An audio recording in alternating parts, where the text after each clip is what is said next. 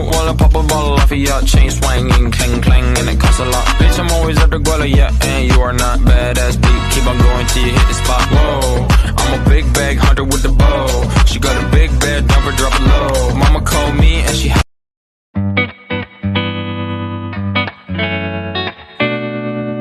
Hai Jelin, aduh parah banget sih ini. Kamu nonton apa sih? Kayaknya serius banget. Ini loh yang lagi marah-marah ya, terutama di Indonesia tentang resesi ekonomi.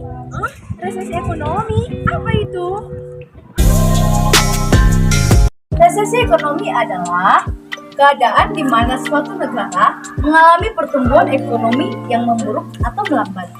Pertumbuhan ekonomi suatu negara dapat memburuk atau melambat diakibatkan karena PDB. Apa itu PDB? PDB adalah produk domestik bruto yang berarti aktivitas ekonomi dalam suatu negara dalam satu periode. PDB ini adalah merupakan aktivitas perekonomian dari suatu negara. Jika PDB dapat menurun terus-menerus selama 2 tahun, maka negara tersebut akan dikatakan sebagai resesi. Baik, saya akan menjelaskan tentang penyebab terjadinya resesi ekonomi. Yang pertama adalah inflasi. Inflasi adalah kondisi naiknya harga secara terus-menerus, baik itu harga barang maupun jasa. Adanya kenaikan harga ini berimbas pada melemahnya daya beli masyarakat yang nantinya diikuti juga dengan penurunan produksi barang dan jasa. Yang kedua, deflasi berlebihan. Seperti halnya inflasi, deflasi juga bisa membawa pengaruh yang buruk dan memicu terjadinya resesi. Deflasi adalah sebuah kondisi di mana harga barang dan jasa turun di waktu ke waktu yang akhirnya bertimbas pada upah yang dibayarkan dengan mengalami penurunan. Yang ketiga, gelembung aset pecah. Gelembung aset pecah adalah pecahnya gelembung aset.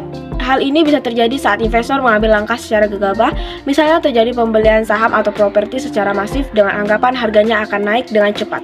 Lalu saat keadaan ekonomi tengah goyah, mereka akan beramai-ramai menjual yang mengakibatkan terjadinya panic selling dan berujung pada resesi akibat rusaknya pasar.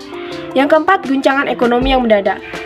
Guncangan ekonomi secara mendadak, hal ini ditandai dengan menurunnya daya beli yang disebabkan kesulitan finansial serta masalah serius lainnya seperti tumpukan hutang.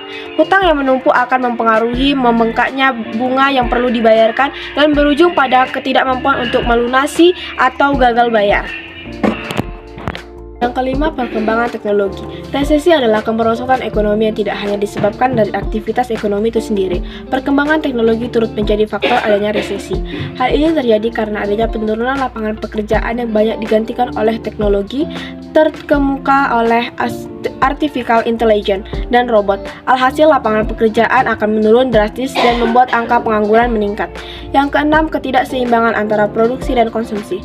Ketidakseimbangan antara produksi dan konsumsi menjadi pemicu berikutnya barang dan jasa yang diproduksi secara berlebihan dengan tingkat konsumsi atau daya beli yang menurun bisa membawa malapetaka bagi produsen. Hal ini mendorong terjadinya impor secara besar-besaran, membengkaknya pengeluaran perusahaan dan menipisnya laba perusahaan dalam negeri. Yang ketujuh yaitu pertumbuhan ekonomi mengalami penurunan selama 2 kuartal berturut-turut.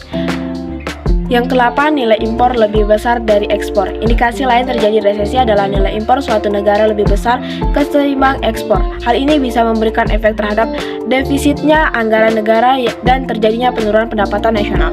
9. Tingginya tingkat pengangguran. Tingginya angka pengangguran suatu negara bisa mengidentifikasikan negara tersebut mengalami resesi.